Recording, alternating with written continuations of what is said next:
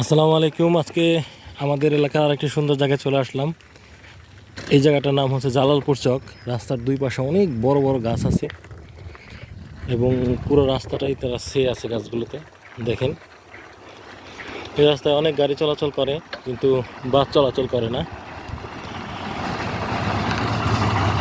এছাড়া অটো চলে, রিক্সা চলে।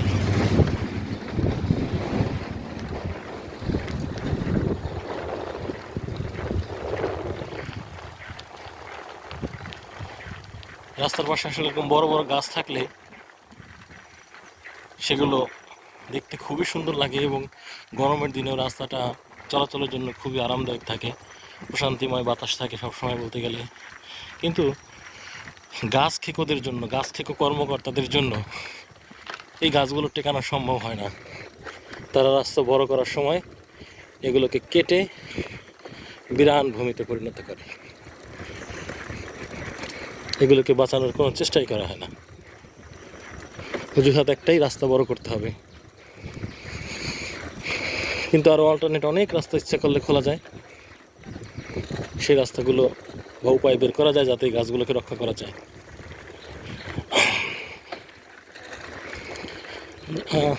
আপনাদেরকে আজকে নিয়ে আসলাম এই জায়গাটা। আসলে আমার ভালো লাগে, মাঝে মাঝে আসি।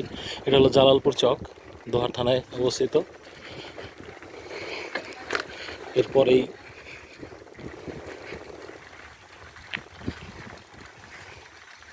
দেখেন কত সুন্দর এই জায়গাটা। আসলে একটু হাঁটবো এখন সাইকেল থেকে নেমে।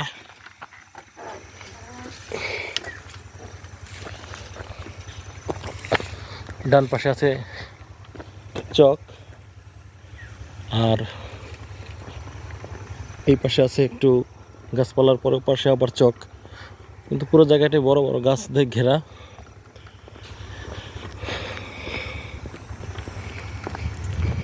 এখানে আশেপাশের প্রচুর পানি হয় বর্ষাকালে, একদম এই সমস্ত ক্ষেত খোলাগুলি ডুবে যায়। আর এখানে তখন প্রচুর মাছ ধরা হয়, ধরে। এবং এখনও যেসব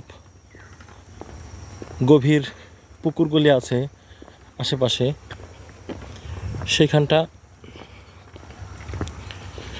পুকুরগুলোর মধ্যে যে বর্ষার মাছগুলি থাকে, পানি শুকায় গেলে সেখানে মাছগুলি আশ্রয় নেয় এবং তখন পুকুরগুলিও পানি সেচের মাধ্যমে খালি করে মাছ ধরা হয়। দেখুন, এই গাছটার বয়স কমপক্ষে 20 বছর হবে, কমপক্ষে 20 বছর হবে। কত বড় গাছ! গল্পে আমরা অনেক সময় আকাশচুম্বী গাছের কথা শুনি, সেরকমই কিছুটা। এখানে সামনে কিছু দোকানও আছে। অনেক সময় যখন মানুষ বেশি হয় তখন এসব জায়গায় তারা বিভিন্ন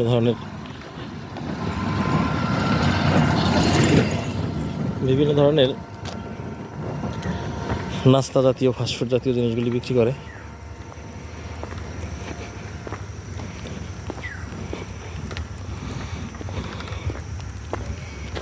আপনারা এখানে ইচ্ছা করলে ঘুরতে আসতে পারেন। ঢাকার খুব কাছে। খাবারের দোকান হয়তো এখন নাই, মাঝে মাঝে যখন মানুষ বেশি হয় তখন পাওয়া যায়। এখানে আসতে হলে হয়তো খাবারের দোকান পাবেন না, কাছেই উপজেলা আছে, সেখানে যেতে হবে। কিন্তু এখানে আসলে প্রাকৃতিক দৃশ্য দেখতে পারবেন। বর্ষার দিনে আসলে অনেক সুন্দর হয়, আর এখনও ভালোই সুন্দর অনেক। কদিন পরেই এসে আশেপাশের ক্ষেতগুলিতে সর্ষে আর ধান বোনা হবে। যেসব ক্ষেতে ধান বোনা হবে তো ধান, আর যেসব ক্ষেতে সরেছে আছে সর্ষে, এবং সাথে সাথে অনেক ধরনের সবজিও এখানে চাষ করা হয় উঁচু ভিটেগুলোতে।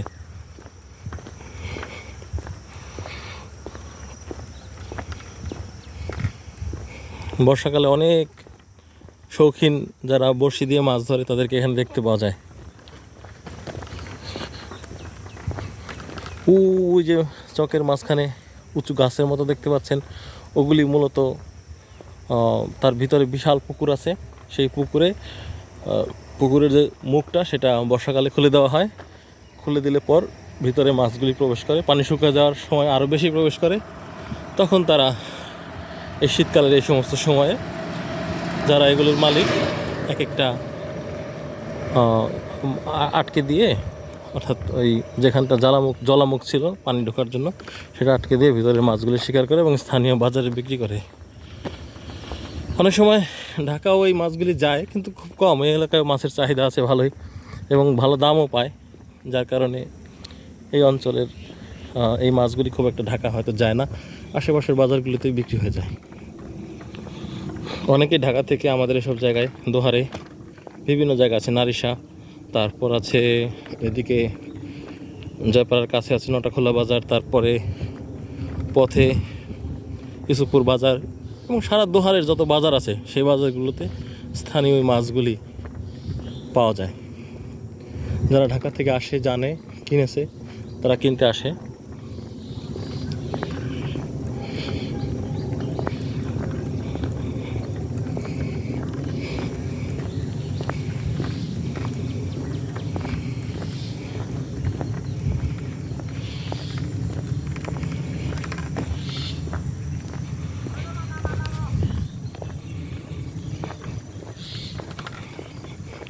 দেখতেই পাচ্ছেন গাড়ি ঘোড়ার চলাচল খুবই কম।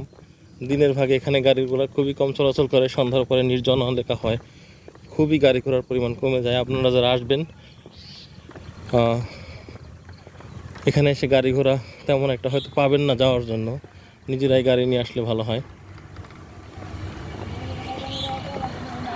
এখানে একটা পিকনিক স্পট আছে, ওখানে মাঝে মাঝে মানুষজন এসে রান্না করে খায়। এই পিকনিক স্পটটা একটু সামনে।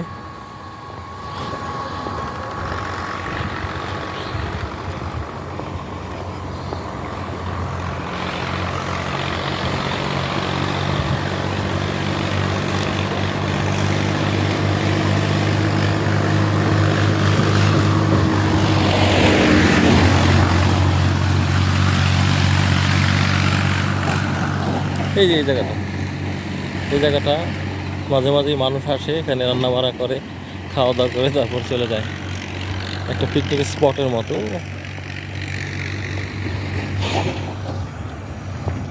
দেখেন এই যে নদীর এই পাশে জলাবদ্ধ ভূমি, এই ছোট খালের মতো, এখানে মাছ আছে প্রচুর। এগুলি একসময় সেচে ধরে ফেলা হবে।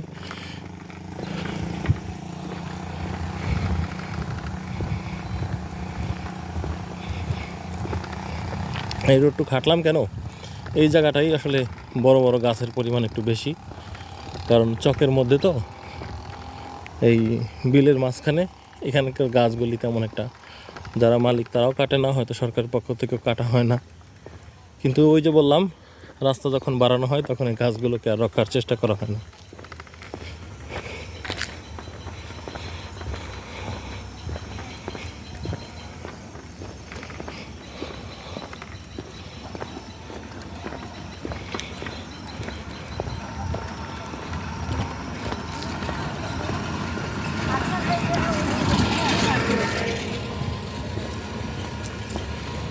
এখানে অনেকেই ঘুরতে আসে।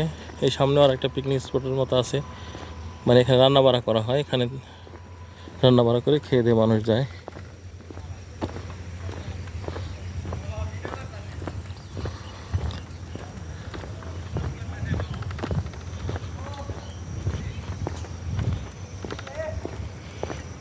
ভাইয়েরা আমাকে দূর থেকে বললো আমরা ভিডিও করতেছে আমাদের, তাই ওনাদেরকে একটু হাই বলে দিলাম।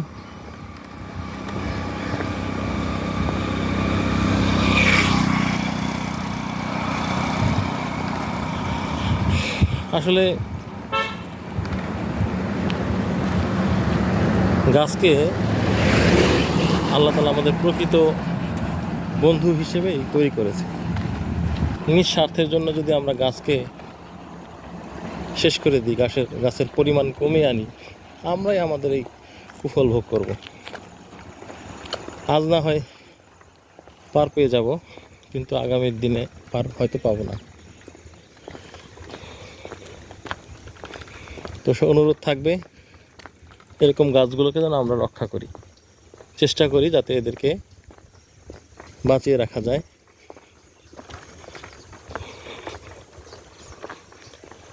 ওই যে দেখতে পাচ্ছেন দূরে একটা,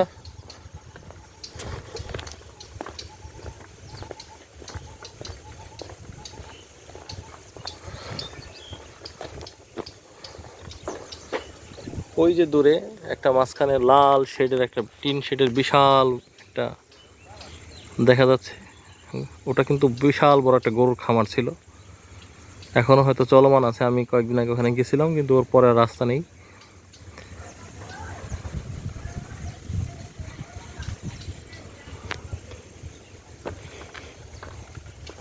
মাছের যে ঘেরগুলি আছে আসলে এগুলি খুবই সুন্দর। আমার এই চ্যানেলে পিছনের দিকে গেলে ঘের আছে একটা, সেখানে দেখতে পারবেন। ঘেরের মধ্যে আমি গেছিলাম। ঘেরের মানে বিশাল বড় পুকুর, চারদিক দিয়ে বড় বড় গাছ। তো সেখান থেকে আমরা ঘুরেছি, চারদিকটা ঘুরেছি। আসলে অন্যরকম একটা অনুভূতি। একে তো নির্জন, দুয়ে খুব একটা বেশি মানুষ সেখানে যাওয়া আসা করে না, পাতা পড়েছিল অনেক। সেই ওই আমার এক বন্ধুকে নিয়ে গেছিলাম, তারপর সেখানে ঘুরেছি।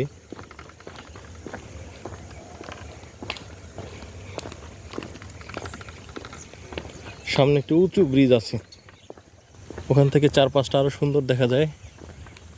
আর একটা ভিডিও করবো ওখানে গিয়ে। ধন্যবাদ এই ভিডিওটি দেখার জন্য। আশপাশটা ওখান থেকে দেখানো একটু সহজ হবে। আল্লাহ হাফেজ, আসসালামু আলাইকুম। আল্লাহর রহমতে ভালো থাকবেন সবাই।